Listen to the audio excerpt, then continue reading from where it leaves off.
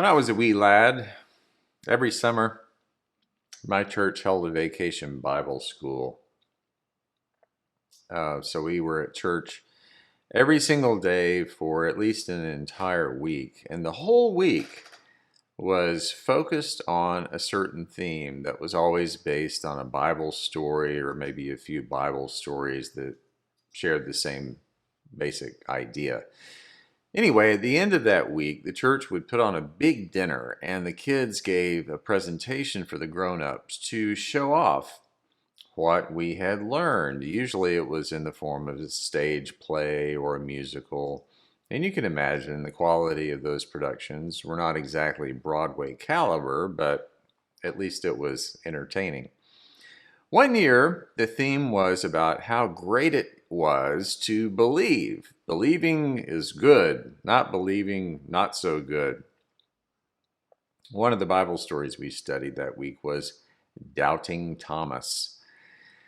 Most of us have heard it a million times. The afternoon of the day of the resurrection, Jesus appears to the disciples who are blown away that he's very much alive when only a few days before he had clearly been about as dead as anyone could possibly be. But one of the disciples, Thomas, missed that gathering and thought the other disciples were crazy when they told him what they had seen.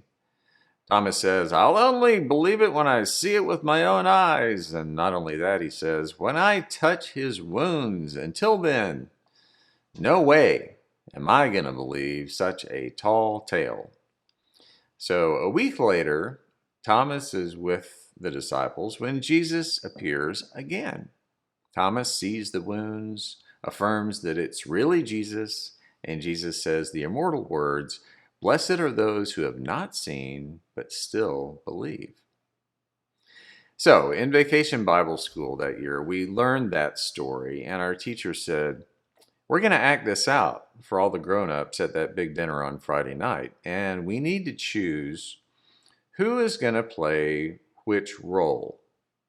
Now, just as an aside, we had girls in our Vacation Bible School group, of course, and this story, at least the way most people hear it, well, it doesn't have any female characters in it at all, which is really too bad because it was women who were the first people to discover that Jesus had been resurrected. And strictly speaking, in that story about Jesus appearing to the disciples, there were almost certainly women there. It's just that when we hear the word disciple, we automatically picture a guy with a beard, right? And the thing is, that's not truly accurate. There were plenty of women around Jesus whom we can safely categorize as disciples. But when I was a kid, it was just assumed that women were not even part of this story. Now, fortunately, my church had a really nice collection of fake beards on hand from doing Christmas pageants and such. So girls quite often would strap on beards to play male characters for things like this. Anyway, when it came time to choose up roles for this, I wanted to play Thomas. Now, according to our teacher, if there was anyone in this story who was the heretic or the bad guy or just the village idiot because he didn't have enough faith, it was Thomas. So she said, "Oh, you can't play Thomas. You're the minister's son. What about Jesus? Don't you want to be Jesus?" I said, "No, Thomas is more interesting." She looked at me very disapprovingly and said, "I think we should ask your father." So we trudged down to my dad's office to ask him if it would be okay for me to be Thomas instead of Jesus. He laughed and said, "I don't care, but why don't you let a girl play Jesus?" Which I don't think the teacher had ever considered, but that's what happened. My dad was a very forward-thinking guy. I wanted to play Thomas because I was kind of a ham. I know that's hard to believe. And even as an 8-year-old, I understood that his role, Thomas's role, had the most dramatic range to it. He went from one way of being to another way of being. And in hindsight, I realized that the teacher's hesitation of having me play Thomas was based on a pretty common prejudice about that guy. That he was less than a stellar character, that at heart he was flawed because he refused to believe that Jesus had risen from the dead. So, the common wisdom was, you don't want to be like Thomas. To be like Thomas, doubting Thomas, was the same as being an unbeliever. The whole theme of Vacation Bible School that year, after all, was something like the joy of believing. And since the teacher was a nice lady and I was the preacher's kid, she did not want that role to stain my reputation or something. What my dad understood, because he didn't care less if I played Thomas, is that the teacher and many people had it all wrong about Thomas. In practically every Bible story you can name, there's at least one character who the writer has put in there to serve as a stand-in for you and me. In this story, that's Thomas. In other words, we're all Thomas. Let's think it through. The people who were gathered together when Jesus first appeared to them actually saw Jesus. Thomas missed out on that. In the exact same way, anyone reading this story had missed out on it too, because they had never seen Jesus. By the time anyone actually heard this story or read this story, the events that it describes had happened about 70 years before. So when Jesus says, "Blessed are those who have not seen but still believe," that was not an indictment of poor old Thomas. He wasn't saying, "Thomas, you are a bad or unfaithful person." Jesus was simply stating the obvious. It was an affirmation that it is perfectly normal to have doubts about what you cannot prove. And he was saying that seeing, having physical proof, is not a prerequisite to believing in anything. And that even when we do see something that seems perfectly reliable, that doesn't mean we always believe in it. Ella and I, we recently watched this great program called In and of Itself. It's on Hulu if you want to watch it. It's a stage show in a relatively small theater in New York City starring Derek Delgadio. It's partly a one-man monologue, partly a magic show, and part audience interaction experience. Really cool.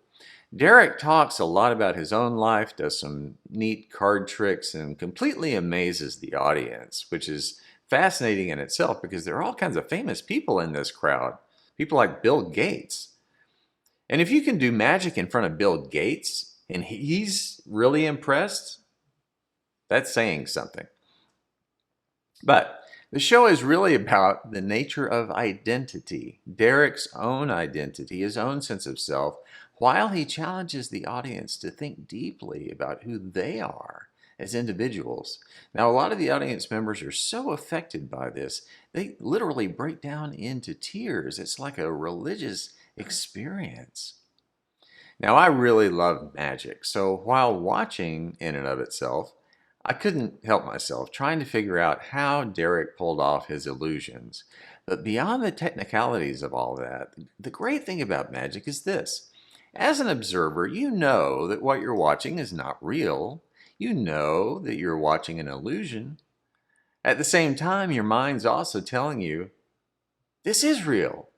I believe this is happening, even when I can't believe it. And the whole point of Derek's show, I think, and I'm not giving anything away here, is that in our lives, in who we think we are and in who we say we are, and how we present ourselves to the world, it's important to see and understand the truth about ourselves and each other in the midst of all the illusions that we believe are reality. Now that sounds a lot more complicated than it really is, so just watch Derek's show. But I believe that what Jesus was saying to Thomas and to you and me is that what we see and believe about the truth is not always so cut and dried. You've probably heard this example before. Maybe I've given it before, I don't remember, but picture this scene. Two cars collide at an intersection. No one's hurt. But a green car and a blue car crash into one another. There are three witnesses, people who all happen to be standing at the same street corner, and they all see the same thing, that collision occurring.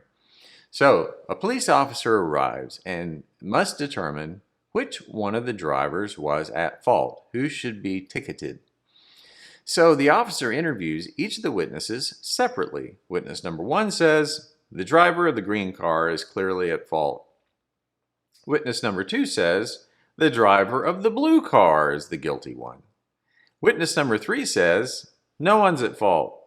It's just one of those things. What are you gonna do? Each witness is adamant that they are right about what they have seen, and so the police officer is very confused. It's an exercise in understanding that our perception of the same thing that we're all seeing will differ depending on our personal experience, our bias, our worldview, how we're feeling, the kind of day we're having. We're all operating with limited sight. None of us can absolutely see and understand everything. And that doesn't mean that truth is relative or that there's no absolute truth. It's only that we all operate within certain illusions about ourselves and about each other. The truth the disciples learned was that love is more powerful than anything, even death itself, which I believe is the greatest truth of all. Believe in that, you've pretty much got life figured out. Our problem is we all have varying degrees of difficulty in actually buying into that truth. You and me, because we call ourselves Christians, have been exposed to that truth and believe in that truth through the story of Jesus. But beyond that basic truth that love is stronger and more enduring than anything, things can get a little hazy. We can put conditions on that truth and make up rules about that truth. Or we claim that it's only our version of that truth and no one else's that's correct. So we're seeing that truth through the lens of our experience, our bias, how we're feeling. For example, on the one hand, in the church, we've been known to say, God loves and accepts you, but only if you believe certain things, or only if you say some certain words, which honestly leaves a whole lot of people beyond the reach of God's love. Historically, and it's still the case in a lot of places, that has meant that gay people or divorced people or people who haven't been baptized in the correct way are simply not included in God's embrace. So by definition, you're denying, or at least doubting, the truth that love is more powerful than anything. Now, I think we do that for a couple of reasons. One is, it's how we've been taught. It just feels way too easy to say, love is love, and God loves everybody, no matter what, no strings attached. Because we've been taught, it's just been hammered into us that truth is an illusion, that there are no free rides in this life, that you've got to earn love and acceptance of any kind, that you must go through things like confirmation class, and you must believe in this thing in the Bible as the literal truth, whatever that thing is, or else you're not a real Christian. Well, if you've never heard it before, let me be the guy who says that is complete hogwash. That's the real illusion, because it's simply not your prerogative or mine to place any kind of limits on God's love, especially if we claim every Easter and every single Sunday that God is love, and that love is stronger than anything. And that's the whole point of the resurrection, after all, folks. The second reason we ever deny or doubt that truth is because for a lot of us, and maybe most of us, life has taught us that we're not enough. So we have to pretend that we are. We have to create an illusion about ourselves. Because at some point on our journey, we've bought into the lie that we're not smart enough, not pretty enough, not talented enough, not athletic enough, not thin enough, not ambitious enough. We're not tough enough. We're not cool enough. We're not educated enough. We're not whatever enough. Have you ever noticed how hard we try every day to fulfill expectations that we think other people have about us? Because we're trying so darn hard to be enough? And how much we wish that people could see who we really are on the inside? How much we simply want to be understood? And how So often, the facade, the illusion that we build up around ourselves also becomes the expectations and the rules that we impose on other people. After all, if we're having to keep up appearances, then everyone else should too, right? So what if I told you you are enough already? That God created you and accepts you and loves you just the way that you are, and that you don't need to pretend or prove that you're anything you're not. That being just who you are, just being your authentic self, is perfect. Because that's also what is meant by the truth, that love is stronger and more enduring than anything, even death itself, including any illusion that you're not enough. When we can believe in that love that is unlimited, then we know what it means to live in that state that Jesus calls blessed. He said, "Blessed are those who believe, even when they've not seen." Because none of us can see everything clearly. Remember, we're all like Thomas, right? Now, Thomas, for his part, did get to see the truth clearly and with his own eyes. And in the meantime, though, for you and me, even though our vision is always limited, we actually also get to see the truth of that love. We see it when together we collect food for the hungry. We see it when we gather together like this, and yes, even in Zoom meetings. We see it in those who are working hard to get us vaccinated so that we can all gather safely in person again. We see it in those who are standing up for people victimized because of their race. It's no illusion. We see that undying love every day in each other, and we can believe.